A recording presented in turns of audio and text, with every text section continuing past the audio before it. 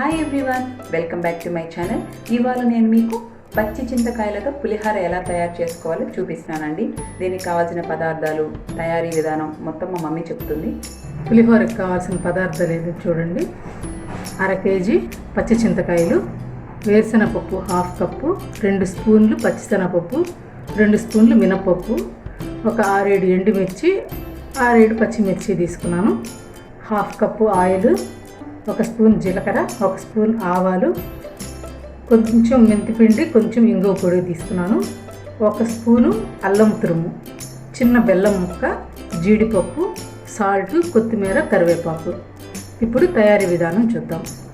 ముందుగా ఇలా ఒక గిన్నె తీసుకుని చింతకాయలను అందులో వేసుకొని శుభ్రంగా కడిగి ఒక 2 గ్లాసులు వాటర్ వేసుకుని స్టవ్ మీద పెట్టుకొని మనం 10-15 నిమిషాలు ఉడికించుకుందాం.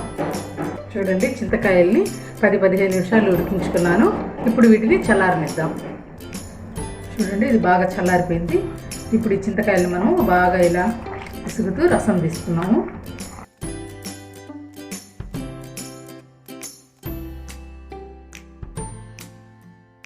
ఇలా వడగట్టుకోండి.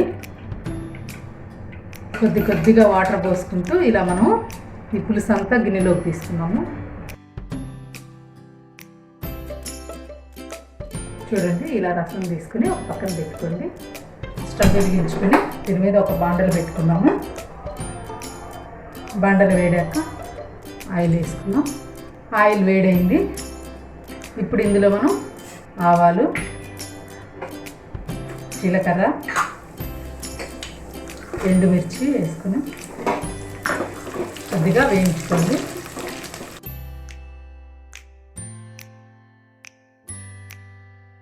స్టవ్ కొంచెం తగ్గించుకోండి. ఇప్పుడు పచ్చిశనగపప్పు, మినపప్పు, జీడిపప్పు వేసుకొని దోరగా వేయించుకోండి.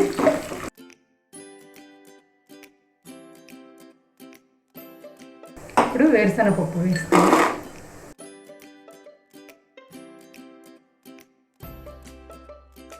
నేను ఈ వేరుశనగపప్పు వేయించుకున్న పప్పులు వేసాను, అందుకని కొంచెం తర్వాత పప్పులు వేగిన తర్వాత ఇవి వేసాను.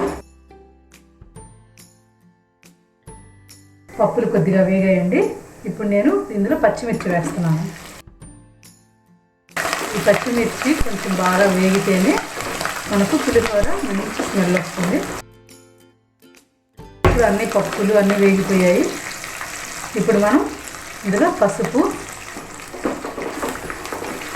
ఇందాక నేను పసుపు చెప్పడం మర్చిపోయానండి, ఇప్పుడు పసుపు వేస్తున్నాను. ఇంగువ, మెంతిపిండి, అలాగే అల్లం తురుము,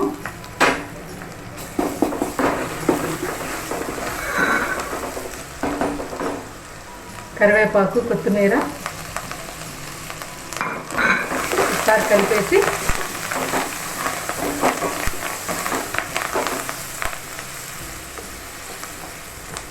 ఈ పులుసుని ఇందులో పోసేస్తుంది.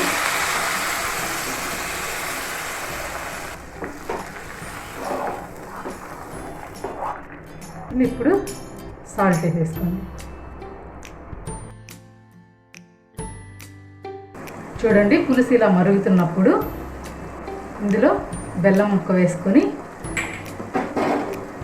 బాగా ఒకసారి కలిపి ఉప్పు చూసుకోండి.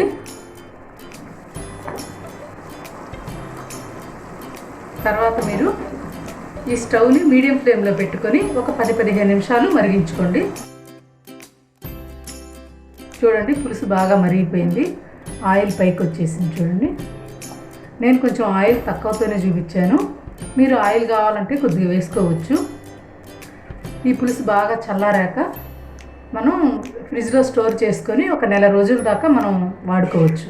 ఇప్పుడు ఈ పులుసుని మనం రైస్లో కలుపుకుందాము.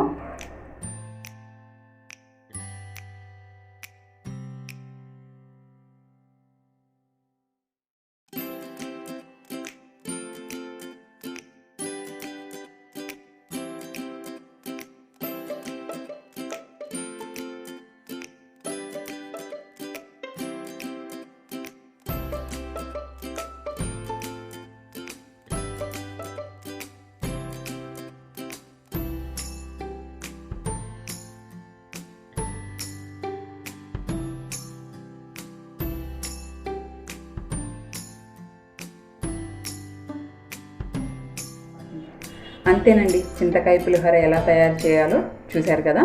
సో ఇలా ఒక్కసారి ట్రై చేసి చూడండి, టేస్ట్ అయితే చాలా బాగుంది. నేనైతే వెంటనే పెట్టుకొని తినేస్తున్నాను. నా ఛానల్ కనుక మీకు నచ్చితే లైక్ చేయండి, షేర్ చేయండి, సబ్స్క్రైబ్ చేయండి. Thanks for watching.